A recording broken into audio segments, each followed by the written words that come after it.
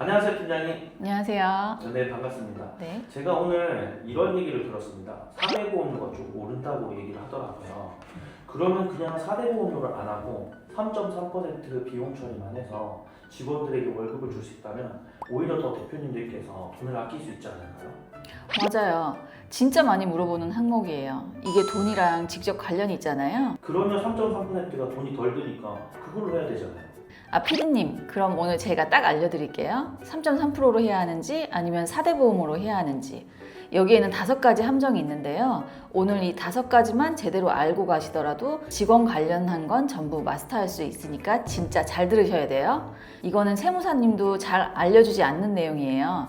그런데 나중에 몰랐다고 발뺌하더라도 국세청은 절대 봐주지 않는다는 겁니다. 그러면 정확하게 알려드릴게요. 이렇게 비용을 처리하는 대표님들께서 주로 하는 생각이거든요. 세무사가 알아서 해준다. 사업자 카드니까 그냥 쓰면 비용 처리된다. 이건데 이게 함정이 있는 거예요.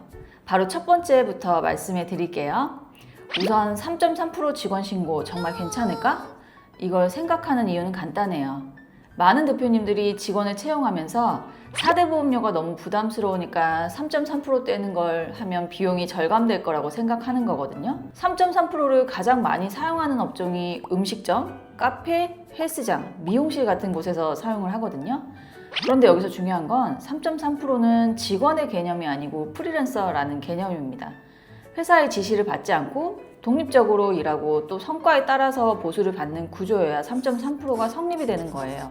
앞서 말한 음식점, 카페, 헬스장, 미용실 같은 업종에서도 출퇴근 시간은 정해져 있고 또 사장님의 지시를 받잖아요. 그럼 그거는 법적으로 프리랜서가 아닌 근로자로 판단이 되게 되는 거거든요. 이게 직원을 채용하고 쓰는 단계에서는 괜찮아 보이기도 하는데요. 문제가 꼭 직원분이 그만두고 나거나 조사를 받게 되는 시점이 오면 큰 문제가 된다는 거예요. 보통 2, 3년 정도 뒤의 일입니다.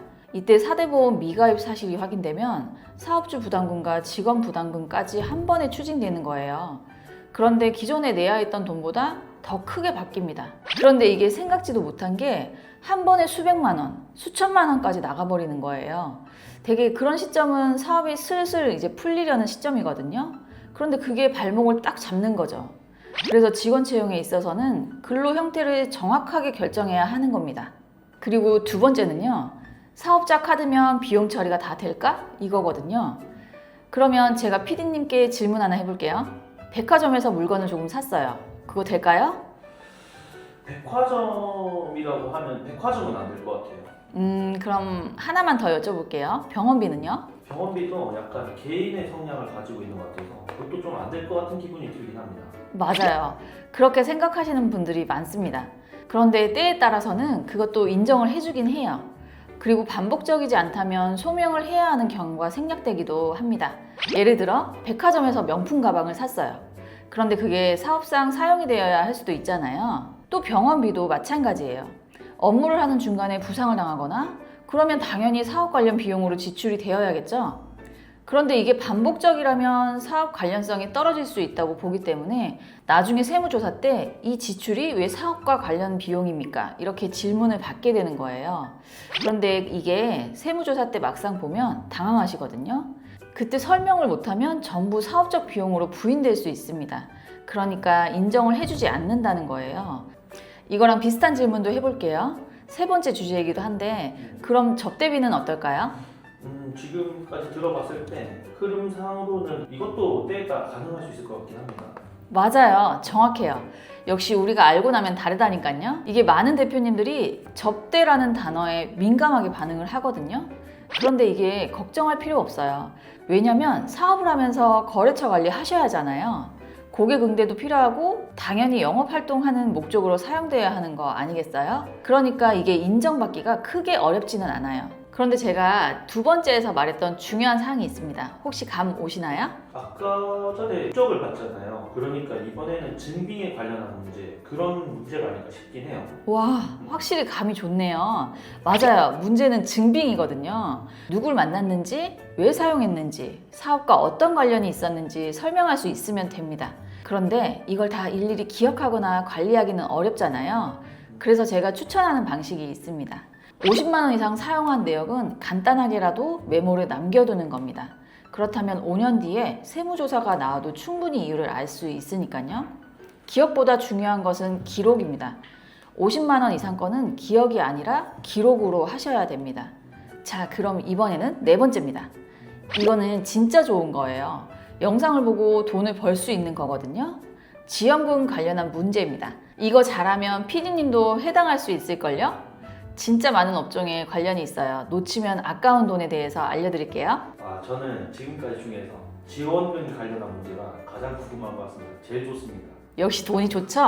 맞아요. 근데 돈이 좋다고 하니까 약간 사짜 냄새가 나는 것 같기도 합니다. PD님 감이 많이 죽으셨네요. 어쨌든 한번 알려주시죠. 받을 수 있는 지원금을 놓치는 경우가 있는데 가장 먼저 확인해 보셔야 할 것이 고용 관련 지원금이에요. 크게 이해를 돕자면 청년 채용, 고령자 채용, 장애인 채용, 고용의 증가 이런 부분이 정부에서 지원하는 항목이에요. 그런데 이거는 대부분의 대표님들이 몰라서 신청을 못하고 못 받습니다. 그러니까 1번 주제에서는 4대 보험료가 부담돼서 3.3%를 가입하고 운영하시는데 그런데 사실은 그 비용을 지원해주는 비용이 있을 수도 있다는 겁니다. 여기서 핵심은 세금을 줄이는 것과 동시에 받을 수 있는 돈을 놓치지 않는 거예요. 절세라는 개념이 꼭 돈을 내지 않는다가 아니고 받을 돈은 받자는 거예요. 대표적으로 이런 게 있을 겁니다. 청년 일자리 도약 장려금, 고용 촉진 장려금, 신준령 적합 직무 고용 장려금 등 말도 안 되게 많아요. 진짜 도움이 많이 되실 겁니다. 그런데 이거 대표님들께서 챙기기 어렵잖아요. 그러시면 우측 상단 문의 주시면 알맞게 컨설팅 해드리겠습니다. 자, 이런 식으로 운영을 하시다 보면 생각보다 사업이 빨리 크실 텐데요. 즉 매출이 늘어나게 되는데 언제까지 개인 사업자를 하는가? 오늘의 마지막 주제입니다. 개인 사업자를 유지하는 것도 누군가에게는 좋은 방법일 수 있는데요. 대부분의 대표님들이 종합소득세 고지서를 보면 진짜 충격을 받는 경우가 많아요. 와, 이렇게 많이 나온다고? 라고 느끼는 거예요. 그러니까 사업이 잘 될수록 개인 사업자의 세율이 엄청나게 올라갑니다. 이때 세율을 낮출 수 있는 것이 법인 사업체입니다. 그래서 일정 수준 이상의 매출과 이익이 발생을 하면 법인 전환을 검토하셔야 하는 거예요. 특히 음식점, 프랜차이즈, 건물 매입이 있는 경우의 대표님들은 자본이 많이 움직여야 하잖아요. 그래서 더 중요합니다. 여기에는 또 다른 좋은 것도 숨어 있는데 정부 지원, 정책 자금, 건물 매입, 가업 승계, 사업 확장까지 연결되어 있기 때문에요. 진짜 중요한 부분이거든요. 그러니 법인 전환 타이밍도 잘 보셔야 하는 거죠. 즉 오늘 5가지 항목, 3.3% 신고, 사업자 카드 사용, 접대비, 지원금, 법인 전환 타이밍만 잘 알아도 자본을 움직이는 파워가 달라진다는 겁니다. 이 영상을 보시고 혹시 나도? 라는 생각 드시는 대표님들이 계실 것 같은데 아래 고정 댓글을 참고해 주세요. 지금까지 대표님들의 사업을 번창시켜드리는 정다희였습니다. 구독은 필수, 좋아요는 센스입니다. 감사합니다.